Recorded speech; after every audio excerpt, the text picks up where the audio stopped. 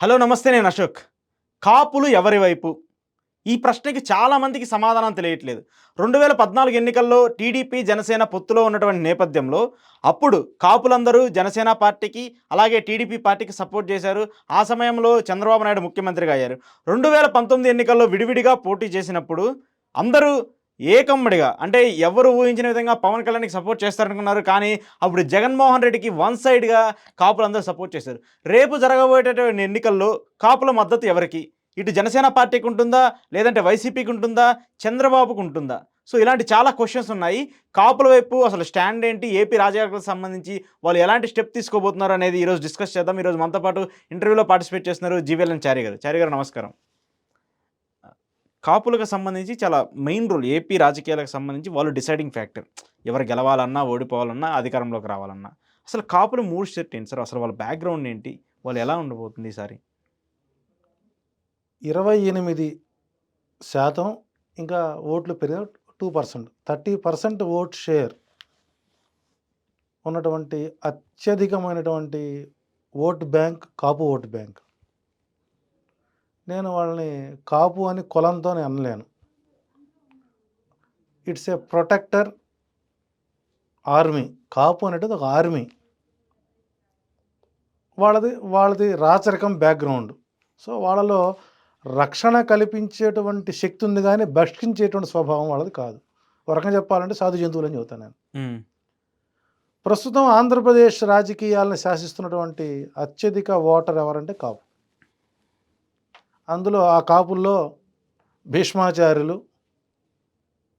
కృపాచార్యుడు, ద్రోణాచార్యులు ఇట్లా ముగ్గురు ప్రధానమైనటువంటి ఆచార్యులు, కాపు ఆచార్యులు ఉన్నారు.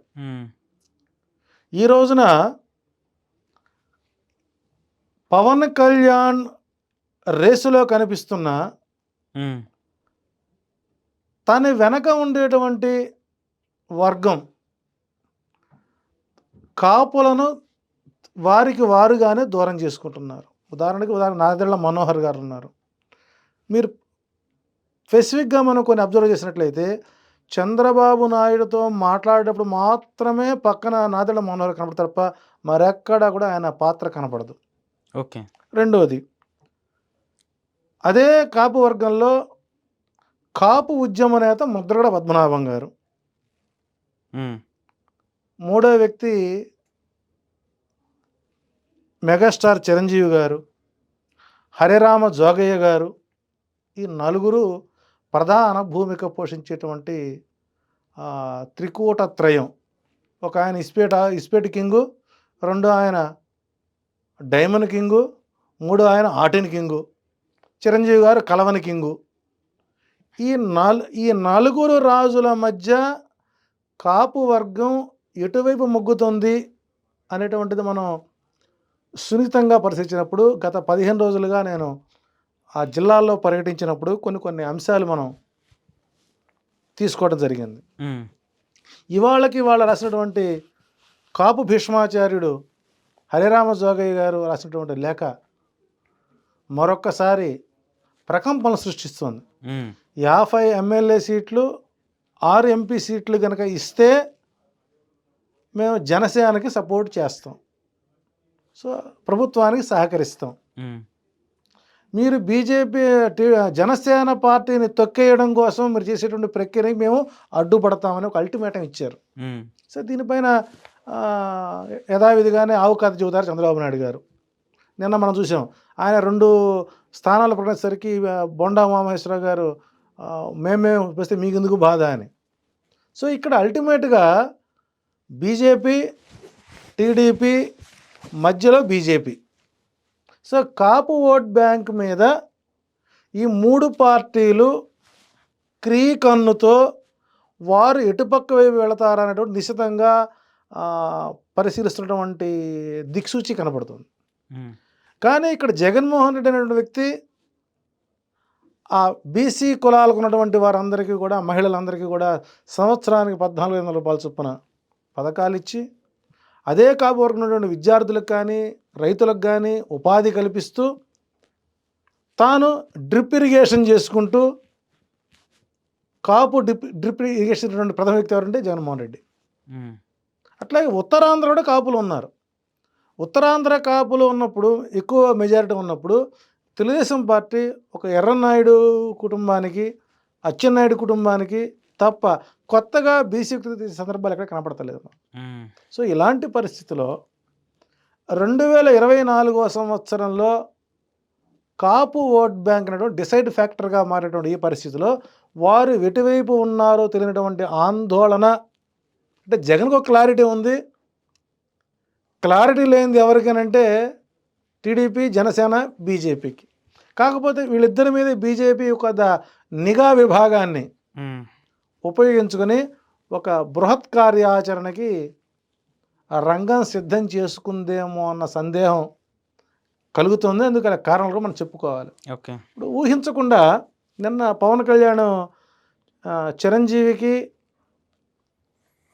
వెంకయ్యనాయుడు గారికి పద్మవిభూషణ్ అవార్డు ఇచ్చినప్పుడు కేంద్ర ప్రభుత్వం సహజంగా సమాజంలో ఉండేటువంటి ఉన్నతులకు పిలిచి వారికి ఈ పదవులు ఇవ్వడం సహజ సిద్ధమైనటువంటి లక్షణాలని చెప్పుకొచ్చాడు. అది చాలా తప్పు మాట. అది ఉమ్, ఏ కేంద్ర ప్రభుత్వం అయినా సరే జాతీయ అవార్డులు ఇచ్చేటప్పుడు తప్పనిసరిగా స్టేట్ గవర్నమెంట్ కన్సర్న్ తీసుకుంటుంది. ఓకే. స్టేట్ గవర్నమెంట్ నుంచి కొంతమంది నామినేషన్ ఇస్తారు. వీళ్ళకి ఇవ్వచ్చు, వీళ్ళకి ఇవ్వండి అని ఇక్కడి నుంచి వాళ్ళు పంపిస్తారు లిస్ట్ని. అందులో వాళ్ళు సెలెక్ట్ చేసుకుంటారు. అంటే ఇక్కడ మెగాస్టార్ చిరంజీవికి పద్మవిభూషణ్ అవార్డు ఇచ్చింది ఎక్కడి నుంచి ఇచ్చారు? కేంద్రం నుంచి, అంటే ఏపీ నుంచి రిఫర్ చేస్తే ఏపీ నుంచి రెఫర్ చేస్తే ఉమ్, కేంద్ర ప్రభుత్వం ఇచ్చింది. ఉమ్, మరి ఆయన ఉండేది ఎక్కడ? హైదరాబాద్. తెలంగాణలో. ఆయన సంపాదన ఎక్కడ? ఆయన ఆస్తులు ఎక్కడ ఉన్నాయి? ఆయన ట్యాక్స్ ఎక్కడ కొడుతున్నాడు? తెలంగాణలో. అంటే నీ కుటుంబ సభ్యుల్లో నీ సోదరుడికి వైసీపీ ప్రభుత్వం పద్మవిభూషణ్ అవార్డుకి నామినేటెడ్ చేసి కేంద్రానికి పంపిస్తే నువ్వు కనీసం జగన్మోహన్ రెడ్డి గారికి కృతజ్ఞత చెప్పకపోయినా పర్లా, ఆంధ్రప్రదేశ్ ప్రభుత్వం సహకారంతో మా బీజేపీ ప్రధానమంత్రి మా అన్నయ్యకు పద్మవిభూషణ్ అవార్డు ఇచ్చారని కానీ ఒక మాట అనుంటే నీ గౌరవం పతాక స్థాయికి చేరేది. అట్టగా వెంకయ్యనాయుడు గారు. అంటే ఇక్కడ కాపు ఓటర్ల యొక్క గాలం వేయడంలో, అంటే చిరంజీవి గారికి రాజకీయంగా ఈ పదవి ఇవ్వడం, ఈ అవార్డు ఇవ్వడం రాజకీయ దృశ్యం లేకపోవచ్చేమో, కానీ రెండో కోణాన్ని ఆలోచించినప్పుడు కాపు ఓట్ బ్యాంక్ని టీడీపీ వైపు మళ్ళించకుండా జనసేనతో అడుగు ముందుకేస్తూ రేపు రాబోయే భవిష్యత్తులో మధ్యప్రదేశ్ కానీ, రాజస్థాన్లో కానీ, మిజోరాంలో కానీ పూర్తి క్లీన్ స్వీప్ చేసినటువంటి బీజేపీకి రాజ్యసభ సంఖ్య పెరుగుతుంది. ఆ పెరిగినప్పుడు ఏ మధ్యప్రదేశ్ నుంచో, ఏ రాజస్థాన్ నుంచో, ఏ మిజోరాం నుంచో చిరంజీవికి రాజ్యసభ పంపిస్తారన్నటువంటి ఆలోచన నాకు కలుగుతుంది. ఓకే. ఎందుకంటే ఆయన జాతకంలో మహారాజపురుష యోగం అనేటువంటిది ఫిబ్రవరి 5 నుంచి కనబడుతుంది. ఓకే. సో కాబట్టి మెగాస్టార్ చిరంజీవి గతంలో రాజకీయ అనుభవం ఉంది, కుళ్ళు కుతంత్రాలు కుట్రలు తెలియనోడు కాబట్టి రాజకీయం నుంచి బయటపడ్డాడు. అదే కనుక ఇప్పటి వరకు చిరంజీవి గారు కనుక పార్టీని కొనసాగించినట్లయితే ఈరోజు ముఖ్యమంత్రి ప్లేస్లో కూర్చునే వ్యక్తి. అవును. సో అప్పుడున్నటువంటి రాజకీయ సమీకరణలు తట్టుకోలేక రాజకీయం బయటకు వచ్చేసి పార్టీని విలీనం చేసి వచ్చిన వ్యక్తి. ఒక రకంగా చెప్పాలంటే ఈ మధ్యకాలం కూడా ఆ చిరంజీవి కాంగ్రెస్ పార్టీ వ్యక్తిగానే వాళ్ళు ఐడి కార్డు కూడా ఇచ్చారు. అయినప్పటికీ భవిష్యత్తులో చిరంజీవికి రాజ్యసభ సీట్ ఇచ్చి ఆఫ్టర్ ఎలక్షన్ అతని కేంద్ర సహాయ మంత్రిగా కానీ, కేంద్ర మంత్రిగా కానీ చిరంజీవికి పదోన్నతి ఇవ్వడానికి అవకాశాలు ఎక్కువగా ఉన్నాయి. భారతరత్న ఇవ్వాలని కోరుకుందాం, అది సుసాధ్యమేమో. ఎన్టీఆర్కి అలాంటి వాళ్ళకే చాలా ట్రై చేశారు. కాబట్టి ఇక దాని తర్వాత నెక్స్ట్ పదవి అదే. తర్వాత ఆ కోణంలో మన చిరంజీవి గారు మనం చూడవచ్చు భవిష్యత్తులో. గతంలో వెంకయ్యనాయుడు గారు బీజేపీ పార్టీలో అన్ని సముచితమైన స్థానాలు బీజేపీ కల్పించింది, దాని తగ్గట్టుగా ప్రవర్తించారు. ఈ మధ్యకాలంలో మరలా ఏదైనా సరే తెలుగుదేశం పార్టీకి అనుకూల ప్రణాళికలు జరుగుతాయేమో అని ఒకటువంటి పుకారు వచ్చినప్పుడు దాన్ని తప్పించుకోవడం కోసం ఈ పద్మవిభూషణ్ అవార్డు ఇచ్చి ఆయన సంతృప్తి పరిచారణ భావన కలుగుతుంది. ఓకే. ఇక అత్యంత కీలకమైనది మూడోది, ఏ పార్టీకి మింగుడు పడని నిస్వార్థపరుడు, రాజకీయాల్లో తనదైన ముద్ర, కాంగ్రెస్ పార్టీకి సేవ చేశాడు, టీడీపీకి సేవ చేశాడు, తెలుగుదేశానికి సేవ చేశాడు. అన్ని పార్టీలు 95% అతన్ని వాడుకొని ఆయన అడిగే ఒక కోరికను కనుక తీర్చకపోతే దానికోసం ఆయన దీక్షలు తీసుకొని మౌనం వహిస్తూ ప్రభుత్వాలను ఉక్కిరి బిక్కిరి చేసేటువంటి ముద్రగడ పద్మనాభం కాపు వర్గంలో కాస్త అతని మీద గౌరవం ఉంది, ఒక వర్గం వారికి వ్యతిరేకత ఉంది. సో ఈ సమీకరణలు తీసుకొని ఇప్పుడు ఇంకా ఆయన తెలుగుదేశం పార్టీలకు పోయే అవకాశం లేదు, కానీ ఆయన చూపు జనసేనకు సపోర్ట్ చేసే అవకాశాలు ఉంటాయి. ఓకే. ఒకవేళ టీడీపీ జనసేన అలయన్స్లో ఉంటే చంద్రబాబు నాయుడు గారు అతనిని రానిచ్చే ప్రసక్తిలో లేదు. ఆల్టర్నేటివ్ ఉందేంటి, ఇక బీజేపీ ఉంది. ఆ బీజేపీలోకి తను తీసుకునే అవకాశాలు ఉన్నా ఓకే. ఎల్లో లోటస్ నాయకురాలు పురంధరేశ్వరి గారు, ఎల్లో లోటస్ మీరు డిస్క్రైబ్ చేసేస్తారు 100% అండి. ఎందుకంటే ఆయన అరెస్ట్ చేసినప్పుడు, ఆయన విడుదలైనప్పుడు ఆమెలో వికసించినటువంటి పసుపు కమలం ఏదైతే ఉందో దాన్ని మనం ఎల్లో లోటస్ అనాల్సింది. ఆమె ముద్రగడ పద్మనాభాన్ని బీజేపీ రావడానికి అంగీకరించదు.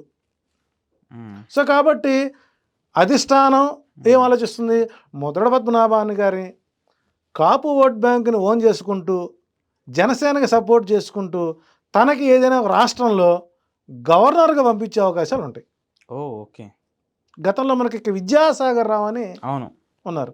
ఆయన కూడా ముక్కుసూడితనంగా ప్రతిదానికి తన యొక్క వాదన చేస్తూ అన్నిటికీ బీజేపీ చేసేటువంటి అధర్మాలకి ఈయన ధర్మబద్ధ పనాలు ఇచ్చుకొచ్చేవాడు. అలాంటప్పుడు తీసుకెళ్ళి దూరంగా గవర్నర్ చేశారు.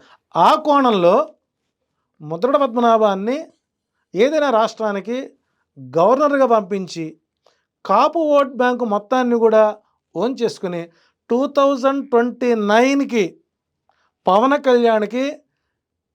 కళ్యాణ్ని జగన్కి పోటీగా ముఖ్యమంత్రి పదవికి తీసుకెళ్లే దిశగా బీజేపీ ప్రయత్నాలు చేస్తుంది. జరుగుతున్న పరిణామాలు ఇవి. ఇది ఫిబ్రవరి 5వ తారీఖు నాటికి మనకు క్లారిటీ వస్తుంది. సార్ మీరు చెప్పింది చాలా పెద్ద స్టేట్మెంట్ సార్. ముద్రగడ పద్మనాభాన్ని బీజేపీలో చేర్చుకొని గవర్నర్ పదవి ఇచ్చేసి అసలు అంత ఉంటుందా సార్ స్కోప్? ఇప్పుడు బీజేపీ ఆలోచన ఏంటి, పవన్ కళ్యాణ్ ముఖ్యమంత్రిని చేయాలి. సో ఆయనకి స్టేజ్ బిల్డప్ చేసుకోవాలి ఒకటి. రెండోది ఇక్కడ తెలుగుదేశాన్ని చంపేయాలి, తెలుగుదేశాన్ని భూస్థాపితం చేయాలి. రేపు లక్ష జరగబోయే ఎన్నికలు అదే జరుగుద్దాం, భూస్థాపితం చేయాలి. అల్టిమేట్గా జగన్ అనే వ్యక్తిని 2024కి ముఖ్యమంత్రిగా చేయడానికి సహకరిస్తూ ప్రత్యామ్నాయంగా పవన్ కళ్యాణ్ని ఒక బలమైన శక్తిగా ఆంధ్రప్రదేశ్లో ఎదగడానికి చేసేటువంటి ప్రయత్నాలు జరుగుతాయి. ఓకే. అయితే మన స్టూడెంట్ నాకు మోడీ ప్రధాని కాక ముందే తెలుసు, నాకు మోడీ ఇలా చేస్తాడని తెలుసు అంటాడు. ఇవన్నీ చిన్నపిల్లలు చెప్పమనండి. నేను చెప్పుకోవచ్చు ధైర్యంగా, మోడీ రాజకీయాలకు రాకముందు మాతో పాటు ఋషికేశ్ స్వామి దయానంద ఆశ్రమంలో హర్ష సాంప్రదాయ విద్య నేర్చుకుని మాతో పాటు కూర్చొని ఆల్విన్ పుష్పక్ మీద వచ్చేవాడు ఆయన. నేను చెప్పుకోవచ్చు, నువ్వెట్టా చెబుతావు మోడీ నాకు ముందే తెలుసు, ఎప్పుడో ప్రధానం అవుతాడు, కానీ భవిష్యత్తు తెలుసా, లేక జ్యోతిష్యం తెలుసా? కాబట్టి ఇవన్నీ కాదు, నిన్ను ప్రత్యామ్నాయ శక్తిగా పెంచడం కోసం నిన్ను దత్తపుత్రుడిగా మోడీ నిన్ను పెంచాలనుకుంటే నీవు వెళ్ళి నీ జనసేన గ్లాసుని తీసుకుని వెళ్ళి ఎక్కడో పెట్టి ఆ నీళ్లు తాగుతూ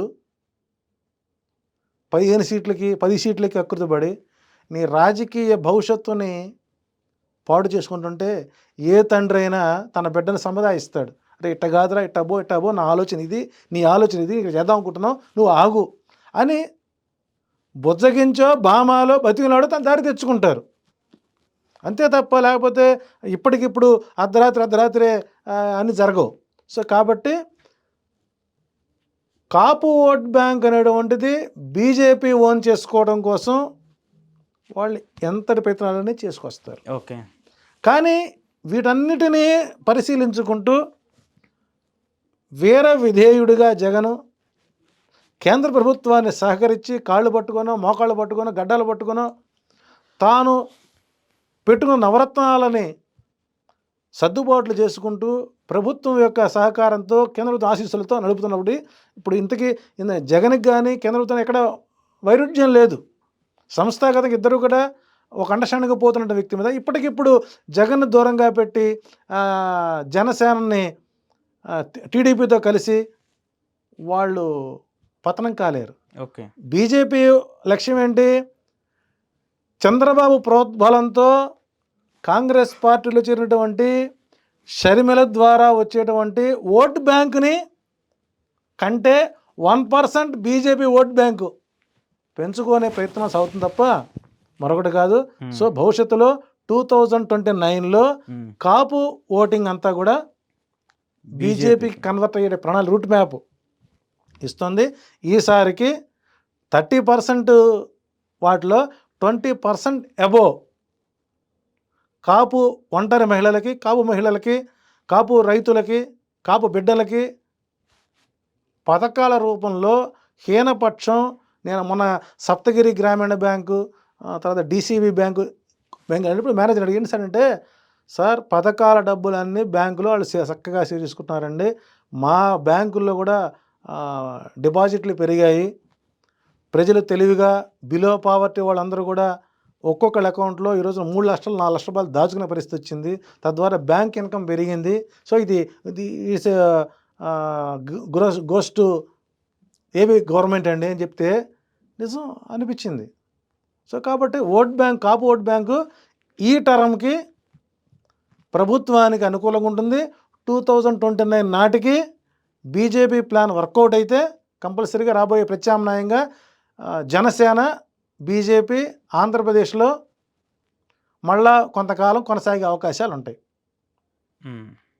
కాబట్టి తప్పనిసరిగా కాపు ఓట్ బ్యాంక్ ఈసారికి ప్రభుత్వానికే సహకరిస్తుంది అని నేను పూర్తి స్థాయిలో విశ్వసిస్తున్నాను.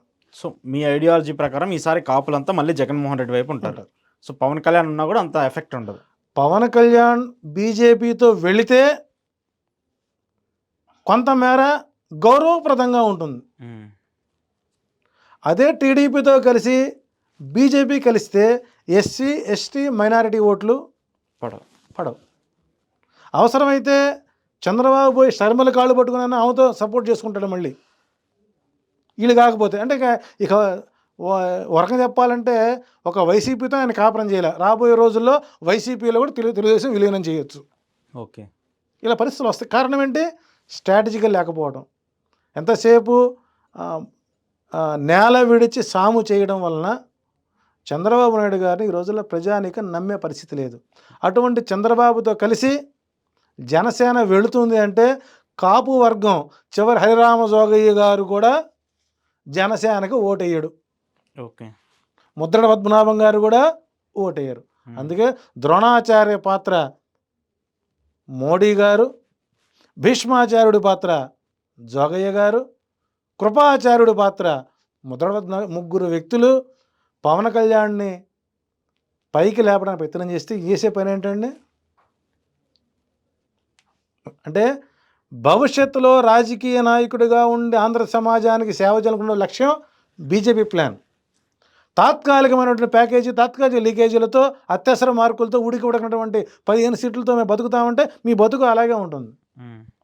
భవిష్యత్తు కావాలా, తాత్కాలిక సుఖం కావాలా, నిర్ణయం తీసుకుంటే జనసేనకు రాబోయే రోజుల్లో ప్రజాదరణ నిలబడుతుంది. చూద్దాం. మరి అది మీరు చెప్పినట్టు జనసేన ఆ డిమాండ్ పెరిగి ఆ 50 సీట్ల వరకు వెళ్తుందా లేదా, లేదంటే వాళ్ళేమన్నా బీజేపీ అన్నట్టు డైరెక్ట్గా వీళ్ళిద్దరు కలిసి పోటీ అంటే ఒక చేస్తారు. రకంగా ఏంటంటే మొన్న ఒక ఆయన చెప్పారు, అంటే మా కాపుల గురించి మీరు చెప్పినట్టు ఎవరు చెప్పట్లేదండి మాకు, కానీ మావాడు తెలుసుకోవట్లేదు. ఉమ్, ఆ పోయి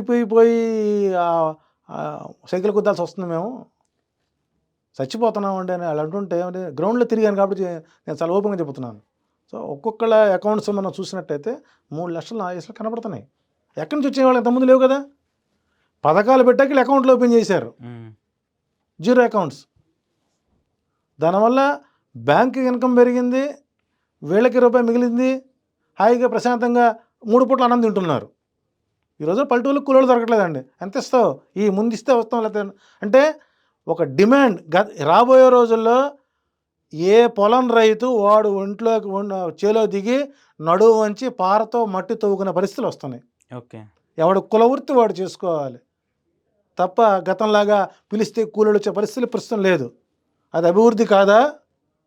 అంటే నీకు 10 ఎకరాల పొలం ఉంటే 4 కూలీలను పెట్టి అంటే చాకరీ చేయించి నువ్వు దాపన చేస్తావా? దిగు, నేను దిగట్లా పొలంలో, మా పొలం నేను దిగి పారబడతాను. నామూషి కాదే. నువ్వు రైతు పథకాలు తీసుకుంటావు, నువ్వు రైతువా నువ్వు? కాదు కదా.